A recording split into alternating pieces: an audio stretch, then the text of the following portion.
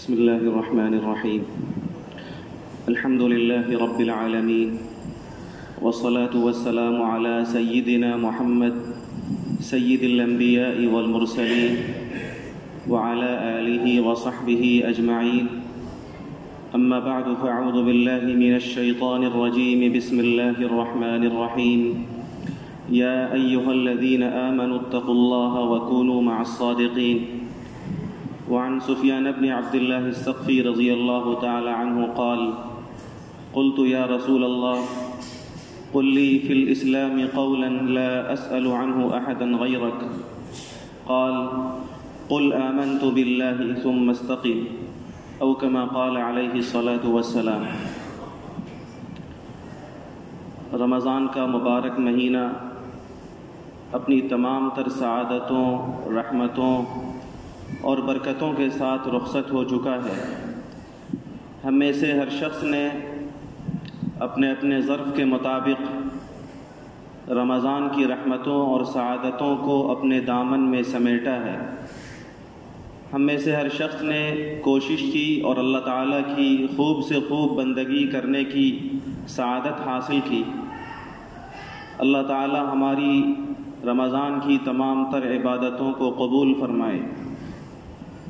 رمضان کے مبارک مہینے میں یا دیگر مبارک اوقات میں اللہ تعالیٰ کی رحمتوں اور اللہ تعالیٰ کی نوازشوں کو سمیٹنا جتنا ضروری ہے، اتنا ہی زیادہ بلکہ اس سے زیادہ یہ ضروری ہے کہ آدمی کو اللہ تعالیٰ کی جو رحمت اور جو سعادت ملی، آدمی ان کی حفاظت کرے.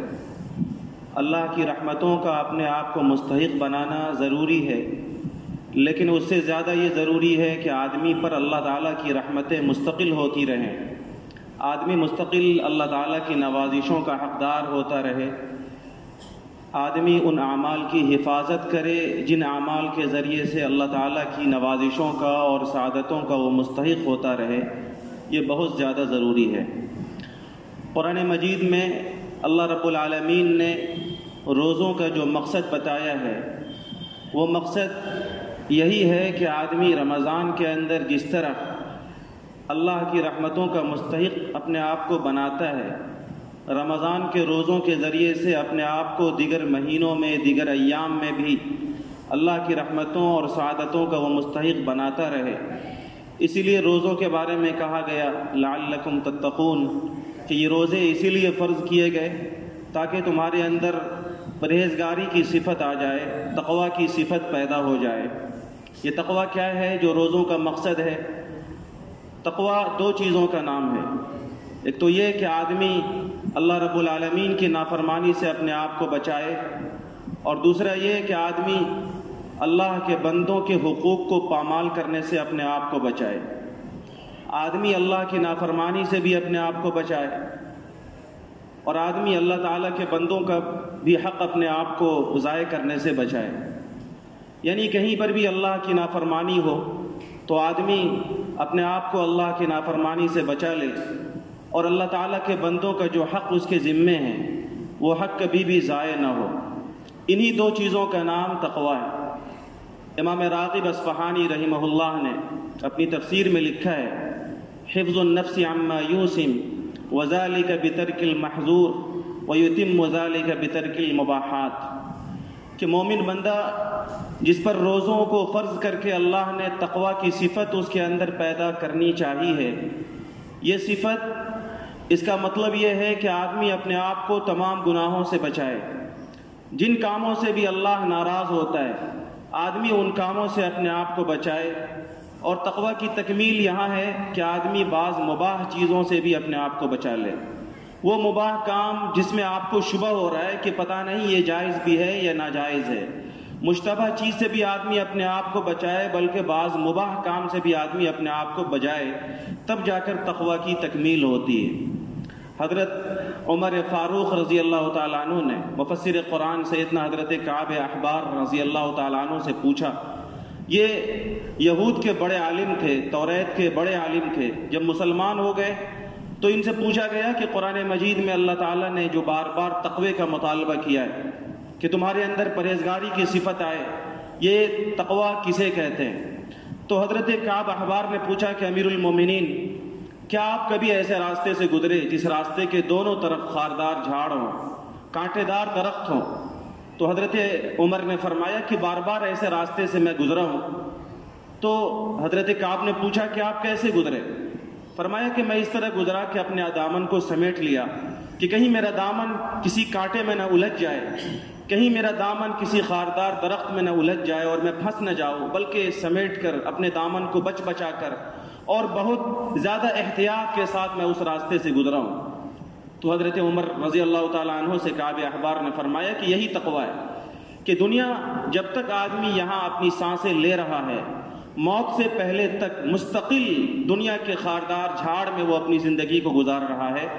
ہر قدم پر یا تو آدمی اللہ کی فرما برداری کرے گا یا گناہ کے کانٹے میں الجھ جائے گا۔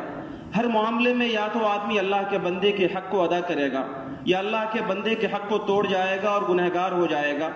آدمی زندگی کے ہر معاملے میں گناہوں کے اس خاردار جھاڑ سے اپنے آپ کو بچا لے اور گناہ کے اس خاردار جھاڑ سے اپنے آپ کو بچاتا ہوا اپنی منزل تک یعنی اپنی موت اور اپنی آخرت تک چلا جائے۔ یہ دنیا کی جو زندگی ہم اور آپ گزار رہے ہیں، یہ ہم سب کے لیے ایک راہ گزر ہے، ایک راستہ ہے، اور ہم سب اس راستے کے مسافر ہیں۔ ہماری منزل آخرت ہے، ہماری قبر ہے، ہماری موت ہے۔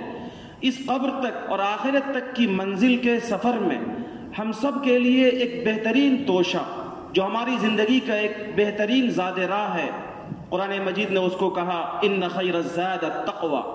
اے لوگو، تمہاری زندگی کے اس سفر میں تمہارا بہترین توشہ تقوی کا توشہ ہے، اللہ سے ڈرنے کا توشہ ہے، پرہیزگاری کا توشہ ہے، اللہ کی نافرمانی سے بچ کر اور اللہ کے بندوں کے حق کو پامالی سے اپنے آپ کو بچا کر زندگی گزارنے کا توشہ، یہ تمہاری زندگی کا سب سے بہترین توشہ ہے۔ سیدنا حضرت انس رضی اللہ تعالیٰ عنہ فرماتے ہیں کہ ایک موقع سے سرکار دو عالم صلی اللہ علیہ وسلم کے پاس ایک صحابی آئے اور انہوں نے کہا کہ یا رسول اللہ، ایک سفر درپیش ہے اور مجھے سفر پہ جانا ہے، آپ مجھے زیادہ سفر دیجئے، آپ مجھے سفر کا توشہ دیجئے۔ تو آپ علیہ الصلوۃ والسلام نے انہیں دعا دی، زادک اللہ التقوی، اللہ تعالیٰ تمہارے اس سفر میں تقوی کو تمہارے لیے توشہ بنائے۔ یہ تو ایک سفر تھا، لیکن اس کے علاوہ ہماری پوری زندگی ایک سفر ہے، اور اس پوری زندگی کے سفر میں ہم سب کے لیے جو بہترین توشہ ہے وہ توشہ یہ ہے کہ ہم سب تقوی کی صفت کے ساتھ اپنے آپ کو آراستہ کر کے اپنی زندگیوں کو گزاریں۔ اسی لیے قرآن مجید میں اللہ رب العالمین نے جہاں اپنے دوستوں کا تذکرہ کیا کہ میرے بندوں میں میرا دوست کون ہے، وہ کون خوش نصیب ہے جنہیں میں اپنا دوست بناتا ہوں، تو اللہ تعالیٰ نے جگہ جگہ تذکرہ کیا ایسے لوگوں کا جن کی زندگیوں کے اندر تقوی اور پرہیزگاری کی یہ صفت ہو۔ اللہ فرماتے ہیں ان اللہ یحب المتقین، اللہ دوست رکھتا ہے، اللہ محبوب بنا لیتا ہے ایسے بندوں کو جو پوری زندگی پرہیزگاری کے ساتھ زندگی گزارتے ہیں۔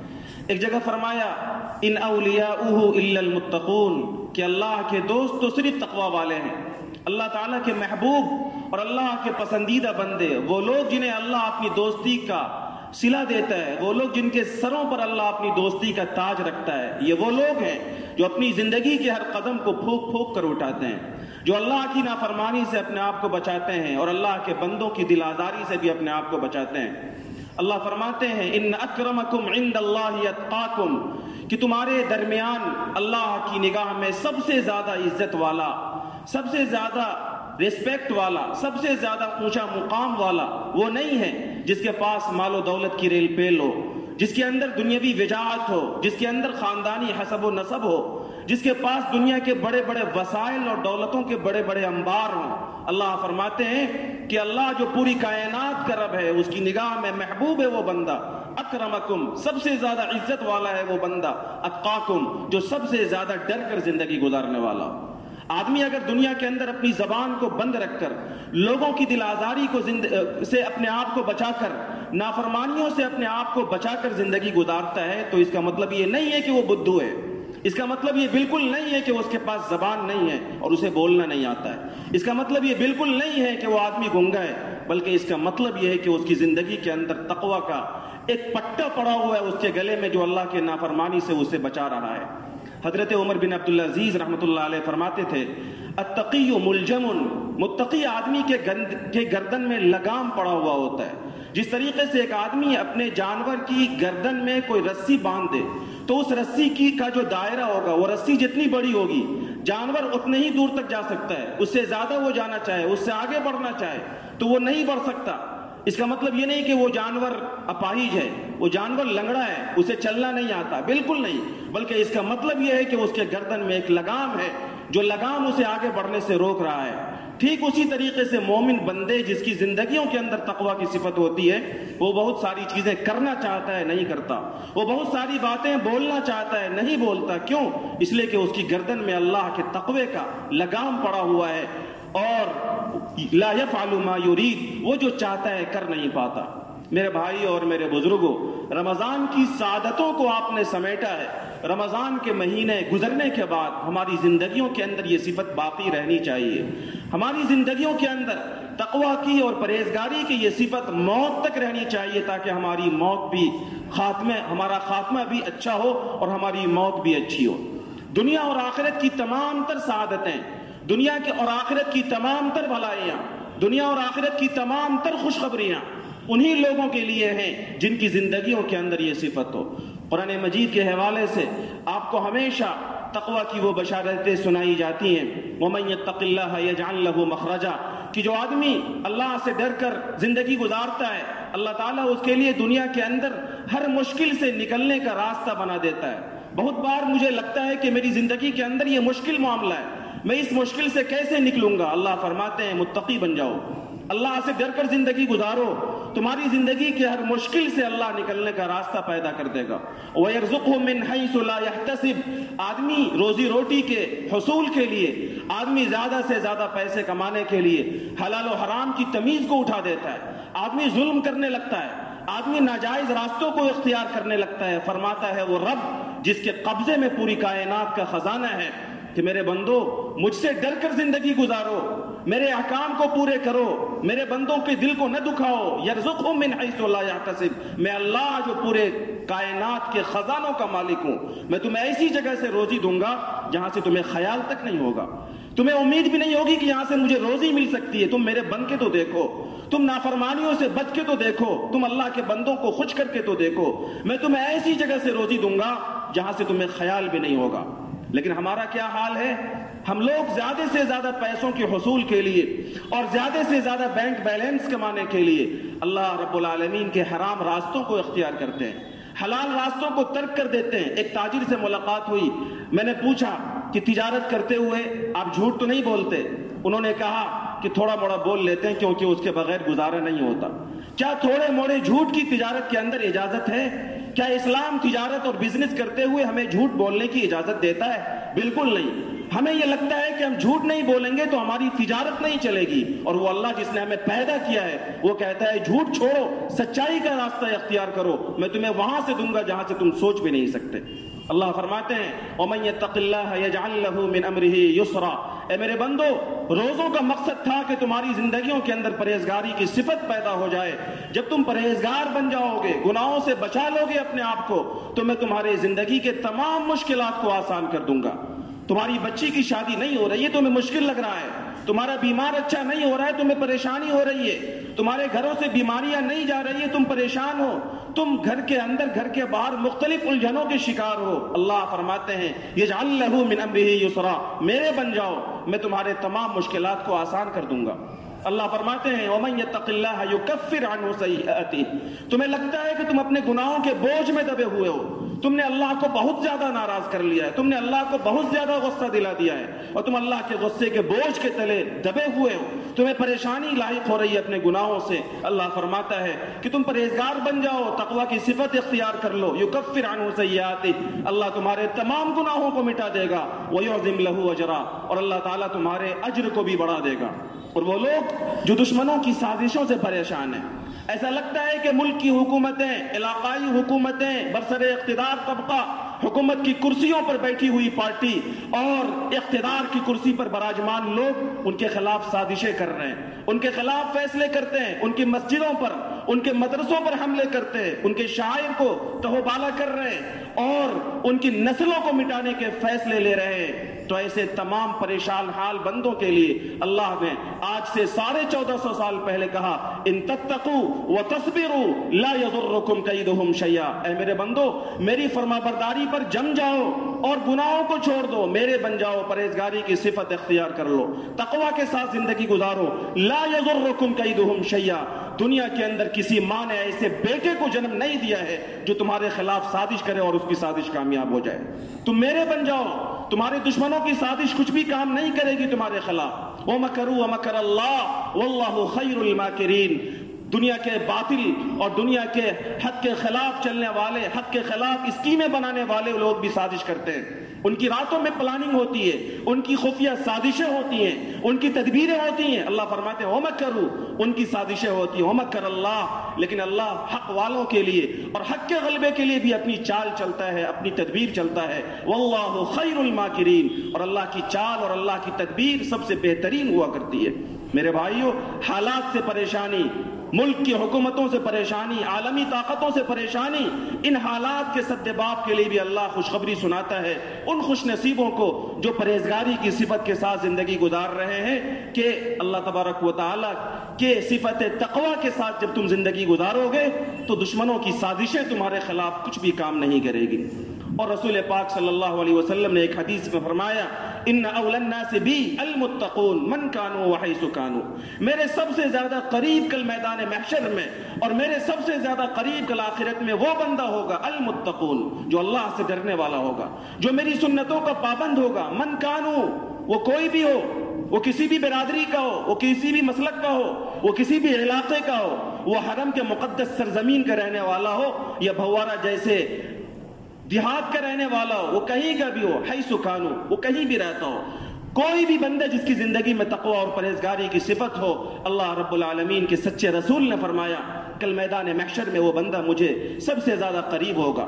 اور قرآن کریم میں ایک جگہ اللہ تبارک و تعالی نے دنیا اور آخرت دونوں جگہ کی بشارتوں کا مستحق بنایا اپنے ایسے بندوں کو۔ اللہ فرماتے ہیں الا ان اولیاء اللہ لا خوف علیہم ولا هم يحزنون، سنو سنو، اللہ کے دوستوں کو کوئی ڈر نہیں ہے، لا خوف علیہم، آخرت کا کوئی ٹینشن نہیں ہے انہیں، ولا هم يحزنون، دنیا کے اندر بڑے سے بڑے حالات پر انہیں کوئی صدمہ نہیں ہوتا۔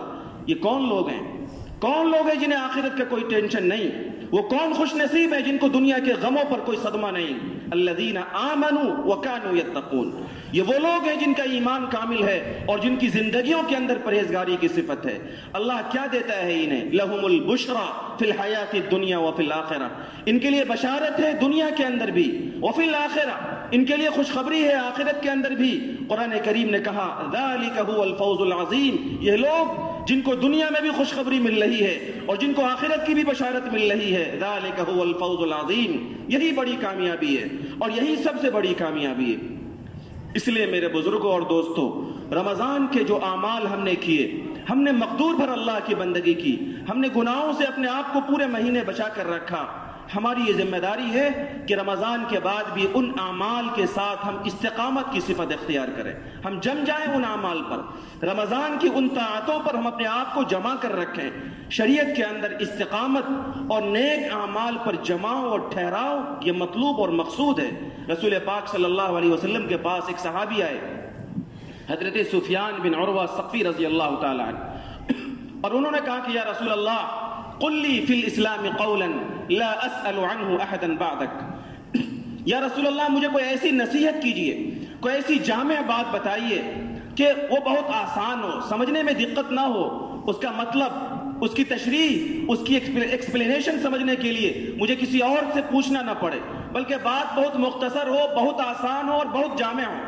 آپ علیہ الصلوۃ والسلام نے فرمایا قل آمنت باللہ ثم استقم، کہو کہ میں ایمان لایا اللہ رب العالمین پر جو سارے جہان کا پیدا کرنے والا ہے، کہو کہ میں اللہ کو مانتا ہوں، ثم استقم، پھر اس پر جم جاؤ، یعنی ایمان لے آؤ اور ایمان کے تقاضوں کو پورا کرتے ہوئے اس پر جم جاؤ۔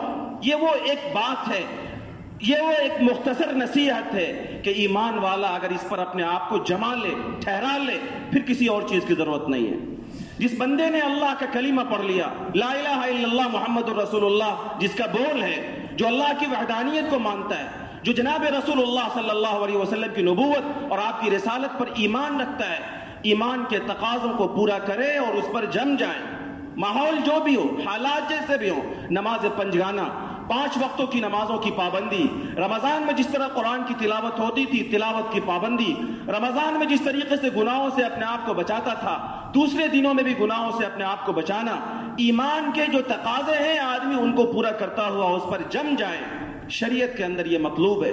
اور اللہ تعالیٰ نے ایسے ہی استقامت کرنے والے کو خوشخبری سنائی۔ اللہ فرماتے ہیں ان الذین قالوا ربنا اللہ ثم استقاموا، جن لوگوں نے کہا کہ ہمارا رب اللہ ہے، جن لوگوں نے اللہ کو اپنا رب مان لیا، مومن ہو گئے، مسلمان ہو گئے، ثم استقاموا، اور پھر اس پر جم گئے، ایمان کے تقاضے ہر حال میں وہ پورا کرتے رہے، تتنزل علیہم الملائکہ، ایسے لوگوں کے پاس فرشتے آتے ہیں۔ کب آتے ہیں؟ مفسرین نے لکھا ہے مرنے کے وقت آتے ہیں، کسی نے لکھا کہ مرنے کے بعد جب وہ قبر سے نکلے گا اس وقت فرشتے آئیں گے اور انہیں خوشخبری سنائیں گے، لا تخافوا، دنیا سے ہمارا رشتہ دار جا رہا ہے، ہم رو رہے ہوتے ہیں، لیکن اگر وہ متقی ہے تو اللہ کے فرشتے اس وقت خوشخبری سناتے ہیں، لا تخافوا، میرے بندو آخرت کا ٹینشن نہ لو، اے خوش نصیب متقی بندہ، آخرت کا قبر کا صدمہ مت کرو، ولا تحزنوا، دنیا تمہاری چھوٹ رہی ہے، تمہاری بیوی بچے، تمہارا کاروبار، رشتہ دار، یہ سب چھوٹ رہے ہیں، لا تحزنوا، صدمہ مت کرو، وابشروا بالجنہ،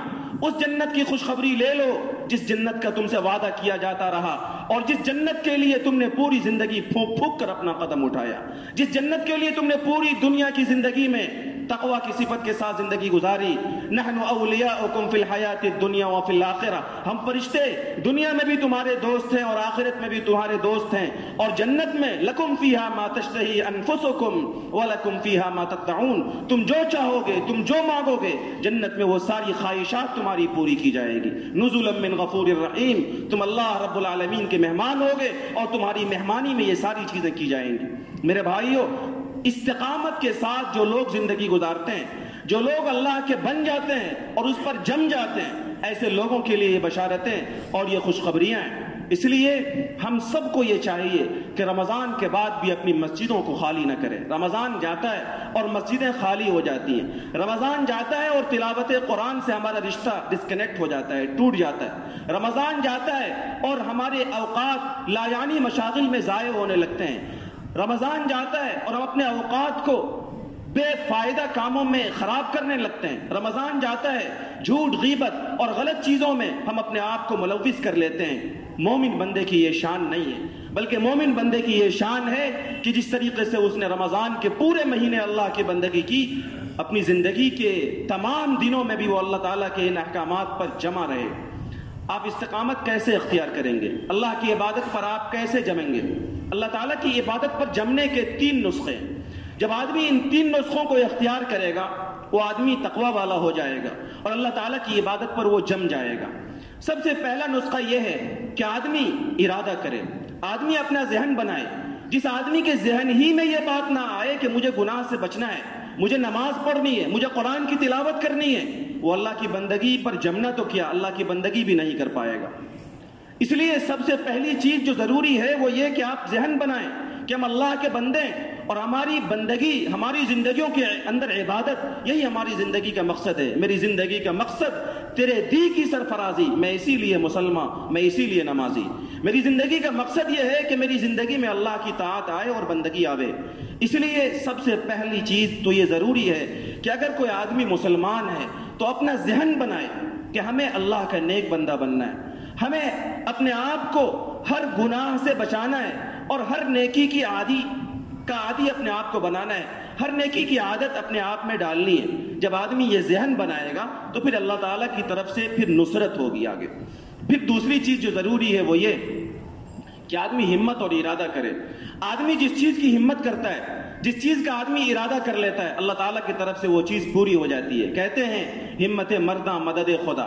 جب آدمی ہمت کرتا ہے تو بڑے بڑے مکان بنا لیتا ہے، اونچی اونچی بلڈنگیں آدمی بنا لیتا ہے۔ جب آدمی ہمت کرتا ہے تو پہاڑوں سے دودھ کی نہریں کھود لیتا ہے۔ جب آدمی ہمت کرے گا تو کیا آدمی گناہوں سے نہیں بچے گا؟ جب آدمی ہمت کرے گا تو کیا نمازوں کی پابندی نہیں کر پائے گا؟ جب آدمی ارادہ کرے گا تو کیا جھوٹ سے، غیبت سے، غلط چیزوں سے اپنے آپ کو نہیں بچا پائے گا؟ بالکل بچا پائے گا۔ اس لیے استقامت کے لیے اور تقوی کی صفت کے لیے یہ دوسری چیز جو ضروری ہے وہ یہ کہ آدمی اگر مسلمان ہے تو عزم و حوصلہ کرے، ہمت اور ارادہ کرے کہ ہمیں پورے حوصلے کے ساتھ اور پورے عزم کے ساتھ اپنے آپ کو اللہ کی نافرمانی سے بچانا ہے اور اپنے آپ کو اللہ تعالیٰ کی طاعت پر، اللہ کی بندگی پر جمانا ہے۔ اور تیسری چیز جو ضروری ہے، آدمی اچھی چیزوں کا ارادہ کب کرتا ہے؟ آدمی کے ذہن میں اچھے خیالات کب آتے ہیں؟ آدمی اچھے کاموں پر عزم کب کرتا ہے؟ آدمی گناہوں سے بچنے کا پختہ ارادہ کب کرتا ہے؟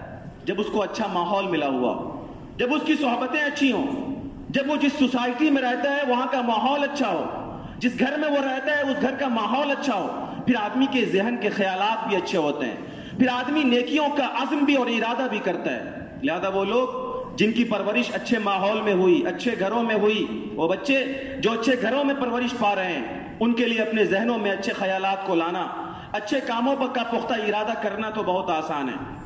لیکن بدقسمتی سے اس وقت ہمارے معاشرے کی جو صورتحال ہے، آوا کا آوا بگڑا ہوا ہے، ہر جگہ گناہوں کا ماحول ہے اور نیکی کا ماحول شاید کہیں بھی نہیں ہے۔ ایسے ماحول میں استقامت اور تقوی کے لیے جو چیز ضروری ہے، قرآن مجید کی اس آیت کی میں نے تلاوت کی، اللہ فرماتے ہیں یا ایھا الذین آمنوا اتقوا اللہ وکونوا مع الصادقین۔ اللہ فرماتے ہیں کہ اے لوگو، اللہ کے پرہیزگار بندے بن کر رہو، گناہوں سے بچ کر زندگی گزارو، اللہ کی بندگی کے ساتھ زندگی گزارو، اور اس کا طریقہ یہ ہے کونوا مع الصادقین، کہ سچوں کے ساتھ رہو، اچھوں کے ساتھ رہو، اللہ کے نیک بندوں کے ساتھ رہو، اللہ تعالیٰ کے پرہیزگار بندوں کے ساتھ نشست و برخاست رکھو، اولیاء اللہ کے ساتھ اپنے تعلقات کو استوار کرو۔ وہ لوگ جن کی زندگیوں کے اندر اللہ کی طاعت و بندگی ہے، وہ لوگ جو جن کی زندگیوں میں گناہوں کے بچنے کی صفت ہے، وہ لوگ جو اپنے قدموں کو پھونک پھونک کر اٹھاتے ہیں، جن کی زندگیوں میں اللہ کے رسول جناب محمد رسول اللہ صلی اللہ علیہ وسلم کی سنتیں ہیں، کونوا مع الصادقین، ایسے اچھے اور نیک لوگوں کی صحبت اختیار کرو۔ نبی علیہ الصلوۃ والسلام نے فرمایا لا تصاحب الا مؤمنا، اے لوگو تم دوست بناؤ تو صرف اچھے مومن کو بناؤ، دوستی اختیار کرو تو کامل ایمان والوں کو بناؤ۔ بسا اوقات آدمی اپنے غلط صحبتوں کی وجہ سے بگڑ جاتا ہے، اچھے لوگ بھی غلط صحبتوں کی وجہ سے بگڑتے ہیں۔ فارسی کا مشہور شعر ہے، صحبت صالح ترا صالح کند، صحبت طالح ترا طالح کند۔ اچھوں کی صحبت سے آدمی اچھا بن جاتا ہے اور بروں کی صحبت سے آدمی برا بن جاتا ہے۔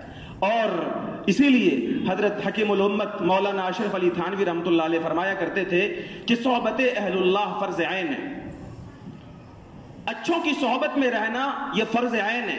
بڑوں کی یہ ذمہ داری ہے کہ وہ اچھوں کی صحبت میں رہیں، اور جن کو اللہ نے اولاد کی نعمت عطا فرمائی ہے، ایسے تمام خوش نصیب ماں باپ کی ذمہ داری ہے کہ اپنے بچوں کے مصاحبوں پر غور کریں، ان کے دوستوں پر غور کریں۔ خدا کی قسم اس وقت ہمارے نوجوانوں کی جو معاشرت بگڑی ہوئی ہے، اس کی سب سے بڑی اور بنیادی وجہ یہ ہے کہ ان کی صحبت خراب ہے، اور ماں باپ کو بھی اپنے بچوں اور اپنے نوجوانوں کی صحبت کی کوئی فکر نہیں ہے، ماں باپ کو بھی اپنے اولاد کے مصاحبوں کو دیکھنے کی کوئی فکر نہیں ہے۔ اور آقا صلی اللہ علیہ وسلم فرماتے ہیں المرء علی دین خلیلہ، کہ ہر آدمی اپنے دوست کے دین و دھرم پر ہوتا ہے۔ دوست جیسا ہوگا اس کا دین و دھرم، اس کی فکر، اس کا خیال، اس کی زندگی کے طور طریقے سب دوست کے طور طریقے پر کنورٹ ہو جائیں گے۔ فَلْيَنْظُرْ أَحَدُكُمْ مَنْ يُخَالِلْهُ، لہذا ہر شخص کو یہ دیکھنا چاہیے کہ وہ کس سے دوستی کر رہا ہے، ہر شخص کو یہ دیکھنا چاہیے کہ ان کے بچے کن کے ساتھ دوستی کر رہے ہیں، ہر شخص کو یہ دیکھنا چاہیے کہ میرے تعلقات کن لوگوں سے ہیں، میرے تعلقات اچھوں سے ہیں یا نہیں۔ تقوی اور استقامت کی صفت پیدا کرنے کے لیے، نیکیوں کی محبت اور برائیوں سے نفرت پیدا کرنے کے لیے اللہ تعالیٰ نے یہ تیسرا نسخہ بتایا، کونوا مع الصادقین، کہ اللہ والوں کی اور سچوں کی صحبت اختیار کرو۔ علامہ روم کا ایک بڑا مشہور شعر ہے، صوفی نہ شود صافی تا در نہ کشد جامی، بسیار سفر باید تا پخت شود خامی۔ کوئی بھی صوفی صافی نہیں ہو سکتا، کوئی بھی ایمان والا گناہوں سے پاک صاف ستھرا مسلمان نہیں ہو سکتا جب تک کہ وہ کسی جامی اور کسی اللہ والے کے دروازے کو نہ کھٹکھٹائے، جب تک کسی مومن کا تعلق اللہ کے نیک بندوں سے نہ مضبوط ہو جائے وہ گناہوں سے صاف نہیں ہو سکتا۔ اور گناہوں سے اپنے آپ کو بچانے کے لیے اور پرہیزگاری کی صفت کے ساتھ زندگی گزارنے کے لیے ایک لمبے سفر کی ضرورت ہے، ایک لمبا سفر آپ کو کرنا پڑے گا۔ رمضان کے 30 دن آپ نے کر لیے اور آپ نے یہ سمجھا کہ میری چھٹی ہو گئی، میں آزاد ہو گیا، ایسا بالکل نہیں ہے۔ ہم مسلمان ہیں اور ہماری شناختی کارڈ پر لکھا ہوا ہے کہ تم مسلمان ہو۔ ہماری پوری زندگی اسلام کے توق کے ساتھ اور اسلامی احکامات کے ساتھ گزرنے چاہیے۔ اندری راہ می تراش و می خراش، تا دم آخر دم فارغ مباش، اللہ کے اس راستے میں، تقوی کے اس راستے میں الٹتے پلٹتے رہو، اچھے اعمال کی عادت ڈالتے رہو اور زندگی کی آخر سانس تک غافل مت ہو۔ جب تک تمہارا خاتمہ ایمان پر نہ ہو جائے تب تک اللہ کی طاعت سے اور اللہ کی بندگی سے غافل نہ ہو۔ اس لیے میرے بھائیوں، رمضان کے بعد اپنے آپ کو آزاد سمجھنا آزاد لوگوں کا کام ہے۔ مومن اس کے توق میں ایمان کا، اس کے گلے میں ایمان کا توق پڑا ہوا ہے، مسلمان اس کے شناختی کارڈ پر اسلام لکھا ہوا ہے۔ اس لیے ہم سب کی یہ ذمہ داری ہے کہ تقوی اور پرہیزگاری کے وہ صفت جو ہم نے رمضان کے اندر اپنائی ہے، اس صفت پر ہم استقامت اختیار کریں اور اس کے لیے ارادہ کریں، ذہن بنائیں اور اچھے لوگوں کی صحبت اختیار کریں، اچھوں کی کتابیں پڑھیں، اچھوں کی مجلسوں میں جائیں۔ اللہ رب العالمین سے دعا ہے کہ اللہ تعالی ہم سب کو آخری سانس تک اپنا پکا سچا مسلمان بندہ بنا کر رکھے اور اللہ تعالی ایمان پر ہی ہمارا خاتمہ عطا فرمائے۔